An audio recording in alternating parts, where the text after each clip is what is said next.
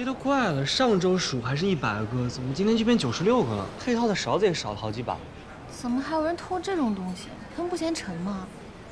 我们东西被偷了？有可能啊，那些杯子勺子不都是你托朋友从日本代购回来的吗？一般地方可买不到。对啊，我之前在微博上看到过，很多客人他们吃完饭之后，直接把那盘子、杯子、碗啊，全部自己打包带走了。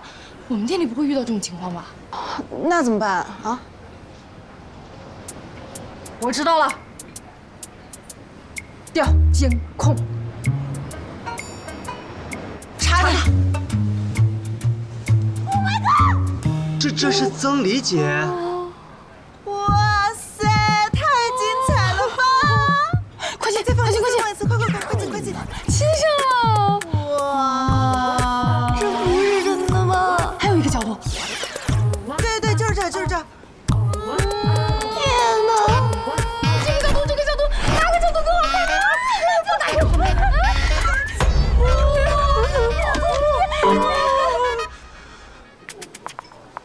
我的初吻就这么没了？说不定是你夺走了人家的初吻呢。谁在骂我？曾理认识你这么长时间，没想到挺厉害啊。艾老师好踩人男的呀！可以哦。哎呦！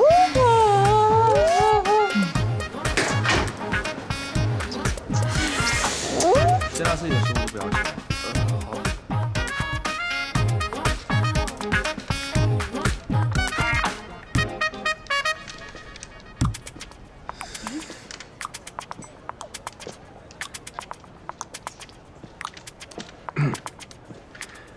小范，超声波清洗机准备好了吗？我忘了，我现在就去储藏室把萝卜桶搬过来。好。艾老师，牙套染色用清洁的泡腾片不就能解决了吗？这药店都能买到，这患者干嘛还要再跑一趟呢？让你去你就去，怎么那么多话呢？我去吧，那个机器还挺沉的。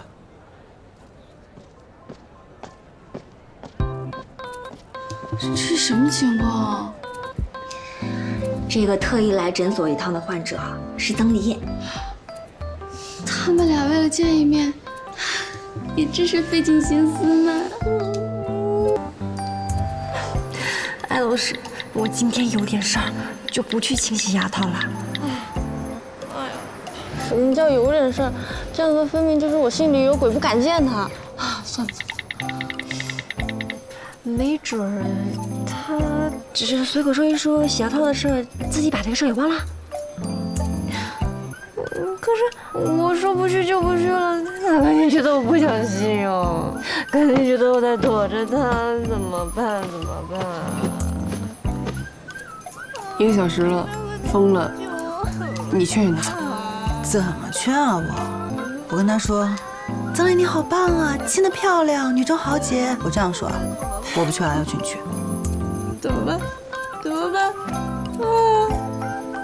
我要怎么劝艾老师？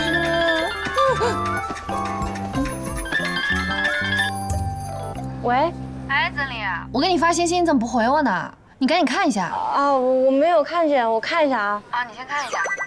你没回我信息，我就给主编先报上去了。选哪张图，看他什么意思吧。哦，好。书呢，马上就要出版了，我们准备啊，给你搞几场签售会，第一站就在盐城，没问题吧？停，等，我有问题。怎么了？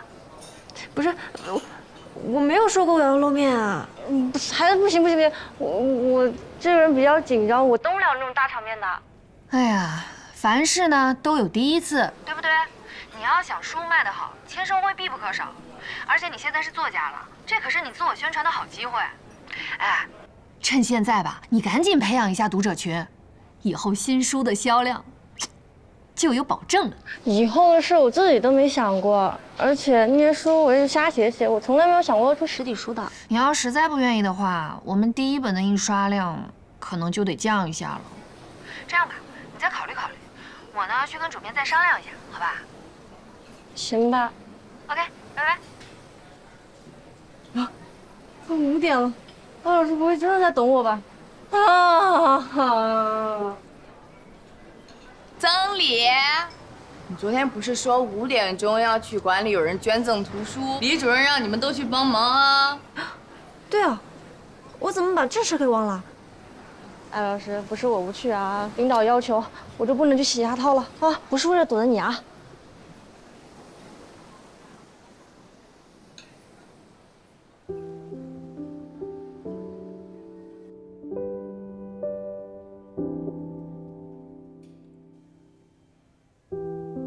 艾大夫，啊，后面还有病人吗？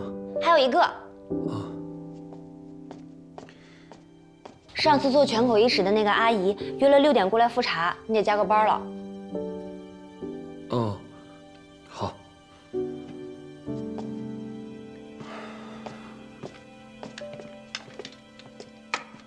你不会是在等曾黎吧？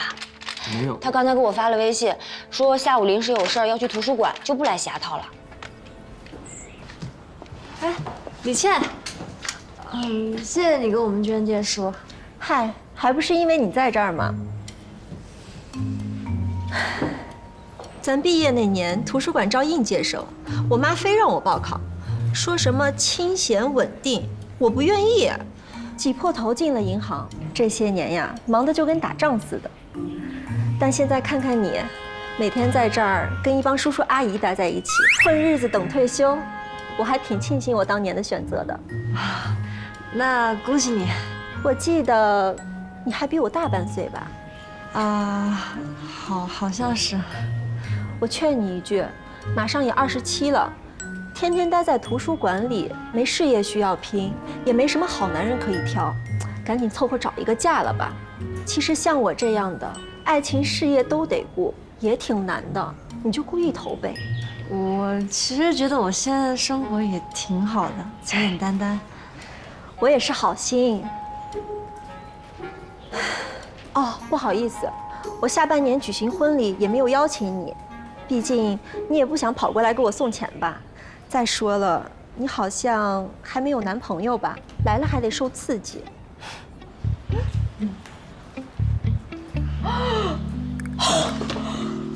学妹，这个是你吗？天哪，我要是不认识的话，我都认不出来了。哎，你这腮帮子得掉了能有2-3斤肉吧？我那是拔了4颗智齿，脸当然会瘦了。跟你们说的好像我整了容一样。曾黎，你上大学的时候就爱跟宿舍几个抱团背后说我坏话，怎么现在还这么讨厌？曾黎，艾老师，一天了，你也没给我发消息，我让你来医院，你也没过来。哎，曾黎，你还不赶紧给你同寝室同学好好介绍一下？哦，这位是东大附一的医生艾景初，艾大夫。艾大夫可是我们曾黎男朋友，感情好得很呢，说不定哪天唰一下就闪婚了。李倩，你可得抓紧时间啊，你可不能让曾黎跑到你前头呀。你好，我叫艾景初。你好，我叫李倩。你真的是曾黎的？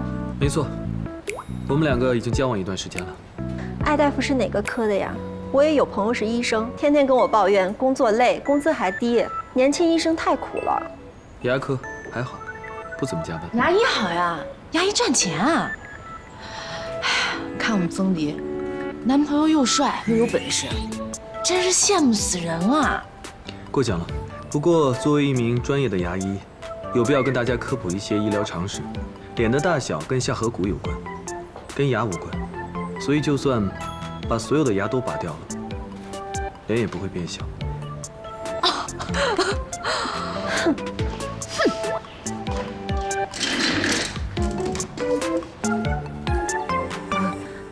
艾老师来了，怎么也不说一声？其实刚刚那些话你都听到了吧？我来还书，在门口的时候听到了，就多听了一会儿。你是真的还了书，还是来找我麻烦的呀？哎，人家艾老师怎么能是来找你麻烦呢？人是英雄救美，来替你解决麻烦的好不好？所以我这个麻烦帮你解决的还满意吗？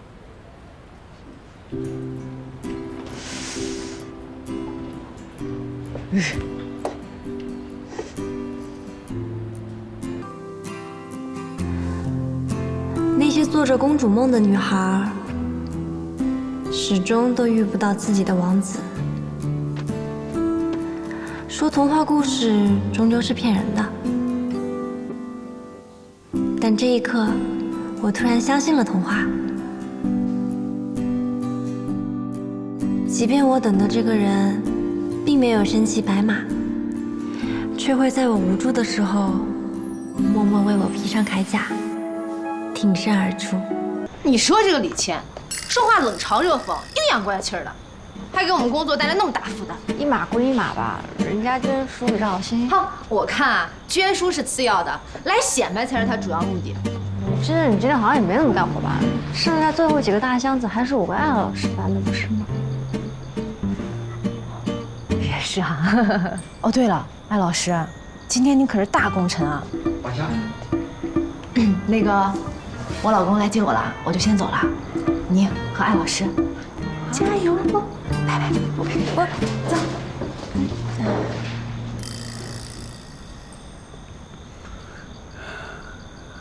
曾黎，你今天好像一直在躲着我。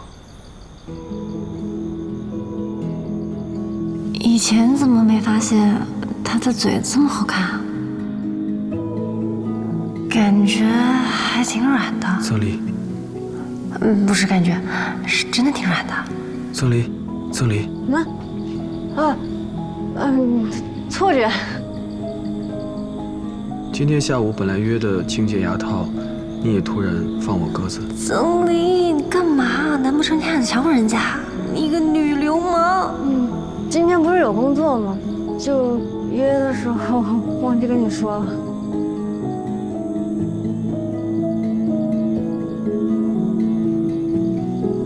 我嘴有什么东西吗？没什么，就觉得挺好看的，可以当口红模特了。哎呦，我是真的服了自己了，怎么语无伦次的？今天天气不错，要不去海边散散步吧？那阿姨是怎么说的？我妈说像我这种懒懒散散的人啊，没出息，只干一个图书管理员，可能过几年就没有脸去参加同学会了。可是我就是这么样的一个人啊，不喜欢复杂的人际关系，就喜欢自己看看书，没事的时候跟闺蜜一起吃吃喝喝，开开心心的。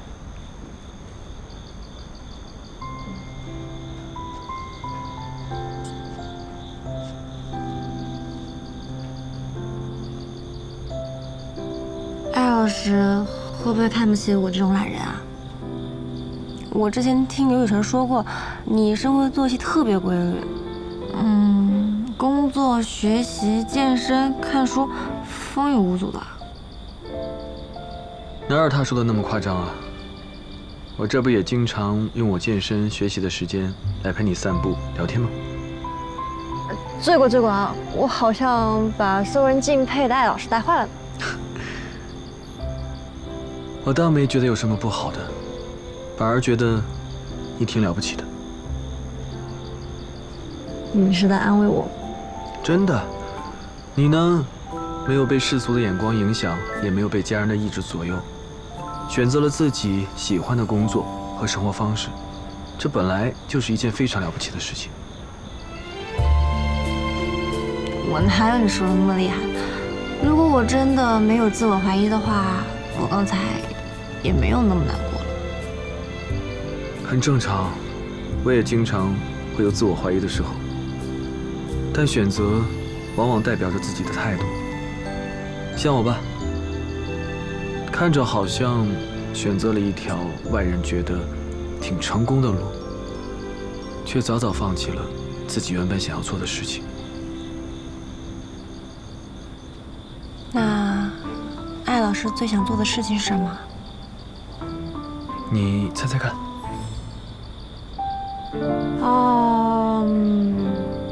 科学家、创业人士？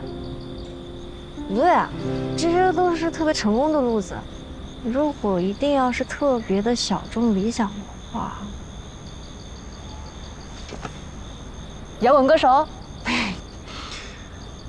倒也差不多吧。啊？我想要当一个漫画家。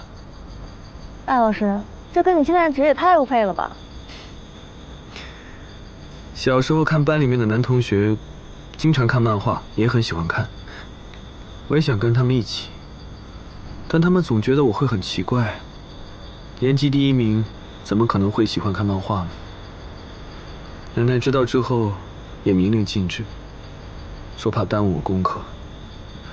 从那时候开始，我就等他们睡着了，悄悄看。虽然长大之后就没人管我了，但这个习惯一直保持着。严格的执行计划表，也是从小就养成的习惯，为的就是睡觉之前最自由的那1个小时。看来艾老师也是一个从普通男孩成长过来的人呢。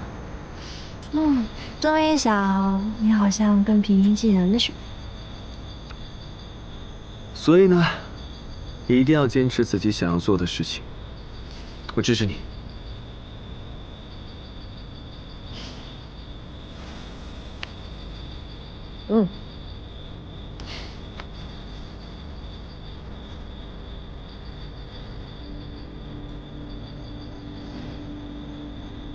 其实，你的嘴也很好看。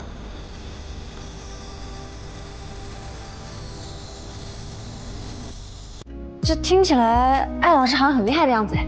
也没有，我只是在做自己本来就该做的事情。其实纯烈的治疗对于病人的考验，要比医生要多得多。你想想，比如说你现在就只是戴了一个牙套，就巴不得早一天把它摘下来。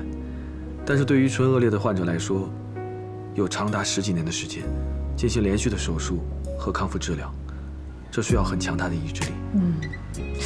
那回头我们去福利医院再去看马小兵吧，顺便给他加油打气。好啊。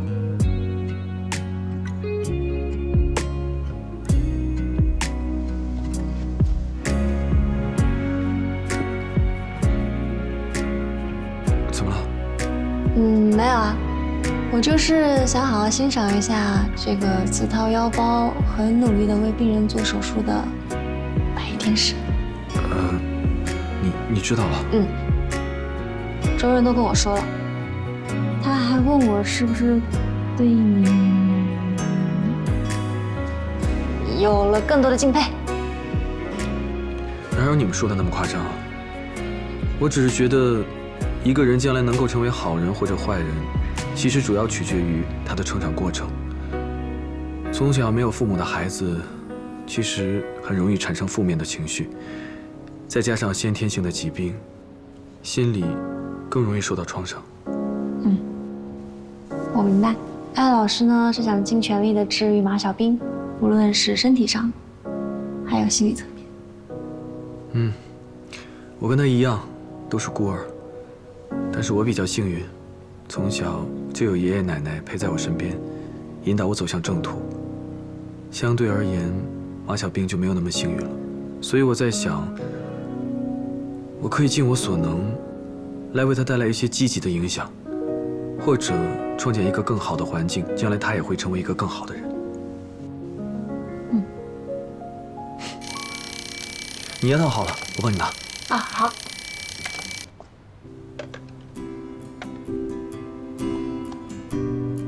其实喜欢上一个人并不是一件很难的事。刚开始的时候，我们总会稀里糊涂的被对方的外表、特长，甚至单纯是被一种感觉所吸引。可如果能在慢慢相处中发现他真的哪儿都值得我喜欢的时候，这种感觉真的太棒了。